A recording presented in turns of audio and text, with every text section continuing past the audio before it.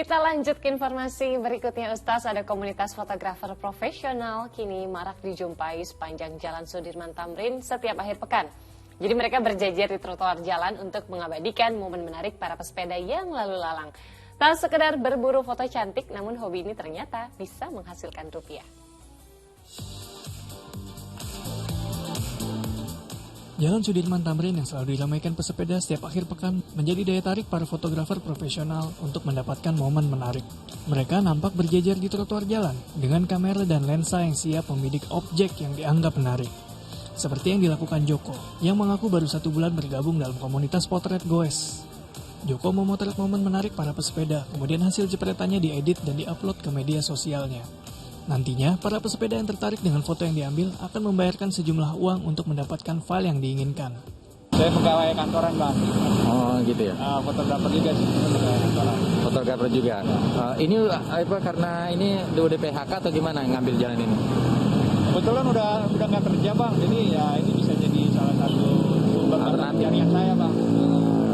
Hal yang sama juga dilakukan oleh Dani, yang lebih dulu memulai menjadi fotografer potret goes. Per satu frame itu kalau di Dalgo standarnya 100.000. Semakin banyak frame dia semakin murah jatuhnya. Oh gitu. 2 frame 175.000, 3 frame 225.000 dan seterusnya. Kini komunitas fotografer potret goes telah mencapai 40 orang yang tersebar di sepanjang Jalan Sudirman Tamrin. Abdul Haris melaporkan dari Jakarta.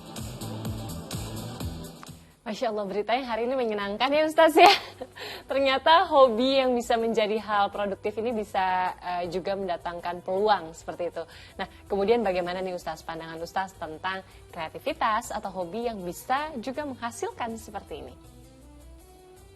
Ya tentu kita salut ya, ini kan orang-orang yang kreatif, orang-orang yang perlu diberikan apresiasi karena memang kreativitas itu, kecerdasan, kecerdikan itu juga ada dalam sifat Rasulullah SAW kan ada yang namanya fas ya, fatonah, amanah, sidik, tablik. Nah, kecerdasan, kreatif dan lain-lain itu fatonah ini sumbernya di sana.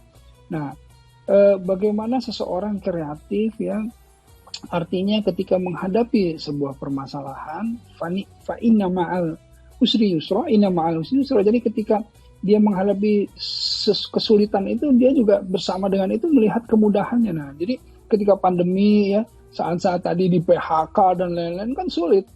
Tapi kemudian dengan kreativitasnya, dia melihat ada jalan, insya Allah ada jalan. Nah, jalan kemudahan itulah insya Allah yang kemudian dia upayakan dan kemudian menghasilkan seperti ini. Ini menginspirasi banyak orang ya. Semestinya orang-orang yang yang seperti inilah yang kemudian disiarkan agar juga memberikan motivasi kepada orang-orang yang lainnya yang bernasib sama, bahwa bisa jadi nasibnya lebih baik daripada ketika di pekerjaan sebelumnya kan. Kalau alam sawab, jadi hanya Allah yang kemudian tahu dan Allah lah yang kemudian menunjukkan seperti apa kira-kira rezeki yang akan didatangkan dari arah yang tidak diduga-duga oleh dirinya.